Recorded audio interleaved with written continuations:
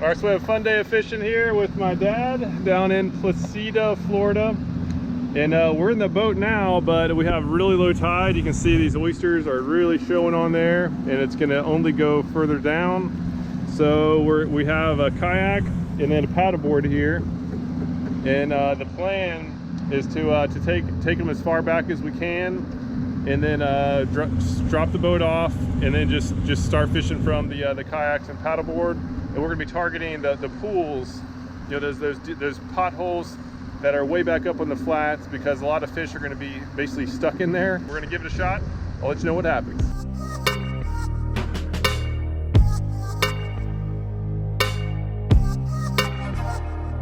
All right, so we just made it out to the spot. We got as far back as we can go. See, it's all real shallow.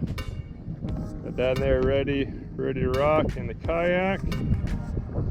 And I got the old paddleboard ready to rock here. So we're gonna go punch up here and see if we can find some shallow water fish.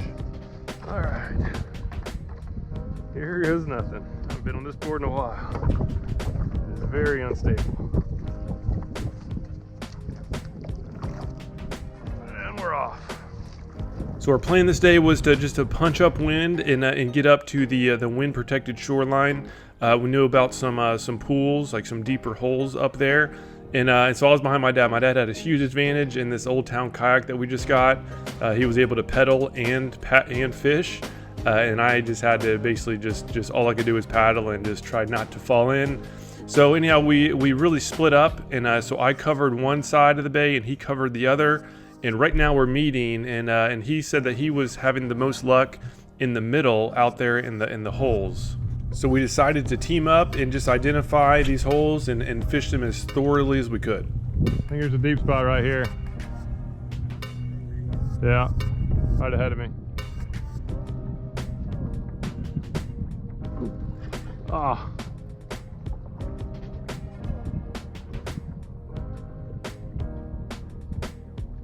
Oh man, that's a nice trout. That's a solid. Oh man, it just got off.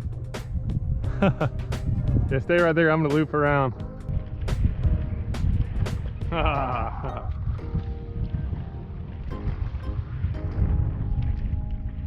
The one you had on was like at least 18, probably 20.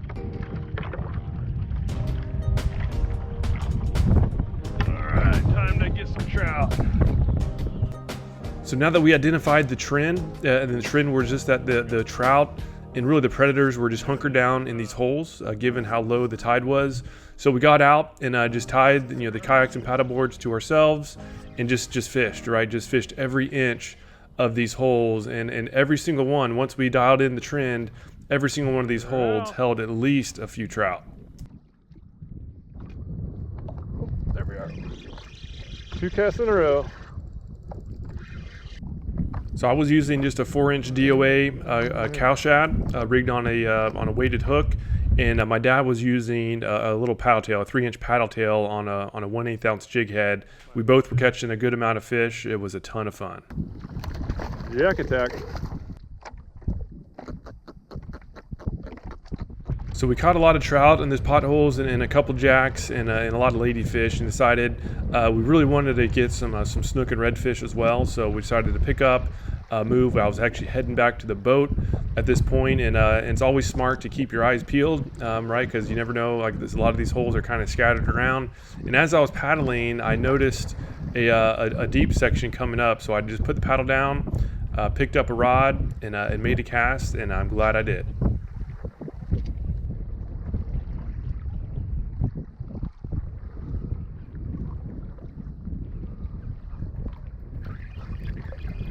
There we are. Nice trout. Right in this deep hole right here.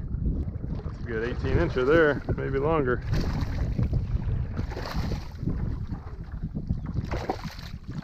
Let's see here.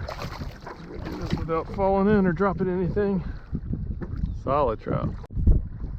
That's a good fish there. Let him go. All right, so we made it back to the boat, and I just wanted to show just how we loaded up everything. It's actually surprisingly easy, especially with smaller crafts like this. This is the Topwater PDL. It's a new kayak from Old Town. It's just a little bit over 10 feet long, so it's shorter, but it's still it's still very stable, and with the rudder and everything, it actually does paddle really nicely. I've been very happy with it so far. I'll do a review later. But with a shorter kayak, it fits easily up in the front of the boat. And then the small paddleboard that I have, it's obviously really easy. It just slides right there in the side, and we're able to even fish, from the boat with all the gear. So here's a snook that we got on the way back in. Tried out a spot, and we unfortunately couldn't get any of the redfish to eat, and so we had to call it quits that day. We had some family down there, so we could only get out for a few hours. And so this is the next day. So this is a multi-day trip. I'll just go ahead and put it in one video. We went out to that spot where the snook was, since we saw the redfish. And there were some similar holes to where we were catching trout there as well. So we really want to get a slam, and so I really out there exploring. So got out on the paddleboard. We dropped it off. We got out there by the boat. It's just so much easier for short trips to go back in remote areas where you don't have to take an entire day out to fish. We put the kayak paddleboard on the boat. Just dropped off wherever we wanted to go, and so there I plucked off a red to start off the catching. And then I talked to my dad. I got back to the boat, and my dad was way up there in the far end of the screen. And this is the benefit of doing the paddle fishing, because you can split up and determine what's working. And so my dad was saying that he was actually seeing and catching some good redfish in the potholes just along with the trout. So in this area, the redfish were hanging in those holes as well. So I was just getting some good intel from them, and I was taking a water break, and then I was going to come out and fish the potholes.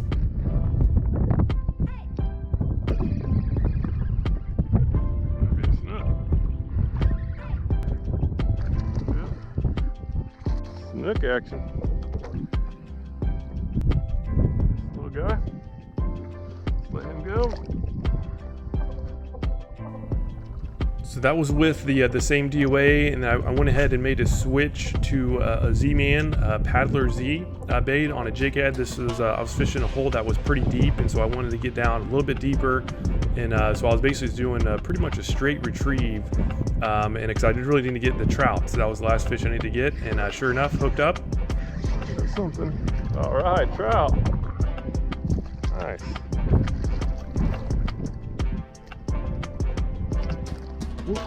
And there he goes. So I kept just fishing this open flat. There were a lot of mullet kind of scattered around, and so I was just doing blind casts, just kind of fan casting, just covering as much ground as possible. I still had the Paddler Z on with the jig head, just because I could fish faster. It's kind of like power fishing, and it's all about covering as much ground as possible. And then every once in a while I'd get some hits, and it was kind of trout here and there, and finally hooked into something a little bit better. Nice red. There we go. That's solid right there.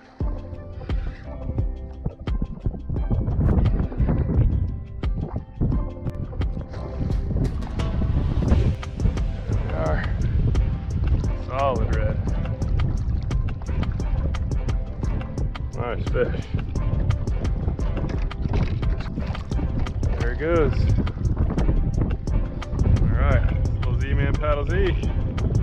Got the job done. We had to go back shortly after that red, and that was another short trip. I had to go back to some family time. So this is day 3, and there were some. I got on online maps, and I saw a couple little creeks and kind of hidden pools back in the mangroves that I hadn't really gone to before. So day 3 was exploration time. Went to a similar area, but just paddled way back up, further than the day before, and got into some areas that is really difficult to get to. I can't imagine many people have been back there. That's the benefit of using the Mothership.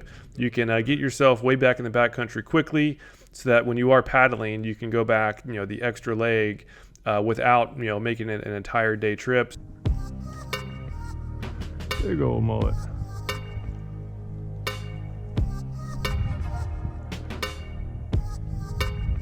There's a snook. That's a snook right there. So we saw a decent amount of fish. That was a big redfish that was in super shallow water. We saw a good amount of fish in those little back bays. They were pretty much all small snook though, and they were very skittish. So started venturing out into the upper stretches of the bigger bay, and that's where I saw that big red. Here's another push. That was a snook. You can see that was a nice V coming out of that pothole. So the fish were there, but I talked to my dad. He went out to the deeper water where we caught the slam the day before. Sure enough, the fish were back there. He caught a couple overslot reds using a gold spoon, and then I went out there and joined them, and we had a great time. That's awesome. This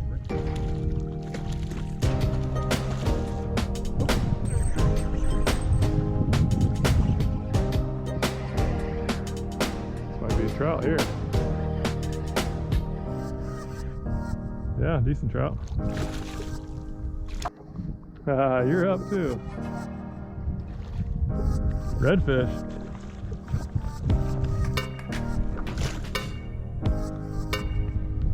Dang, two reds just followed mine up.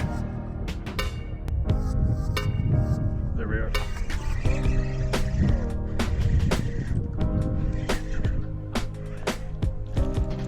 What the heck is this? Oh, trout.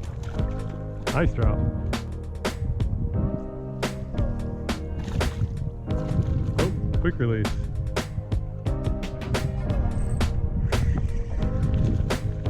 What's that? Doubled up. Solid trout here. What do you have? Second time we've doubled up where I had the trout, you had the red. Yeah, this mothership fishing is just so much fun. It's just, there's no better way to fish the remote areas than to do this, right? It was too shallow for the boat, but it was too far away to actually paddle there. So you can fish these remote areas that don't get much fishing pressure without having to spend, like, tired day paddling. Sure was fun. If you are going to do it, make sure to be able to load everything onto your boat properly. Also have a stick-it pin, something more than just a power pull to anchor your boat down, because when the tide does go back up, a power pull can actually pull out of the ground. So definitely recommend those stick-it pins. If you haven't yet tried the Salt Strong Super Community, I highly recommend giving it a shot. There's just no better platform to get consistently dialed in to catching redfish, sea trout, snook, flounder, and really other inshore saltwater species. So here's just a dashboard of what the program contains, but I'll put a link down below where you can learn details. But again, highly recommend giving it a shot. 100% satisfaction guarantee. Thank you so much for watching this video. Leave a comment down below. Otherwise, hope you get out of the water soon and catch some big ones.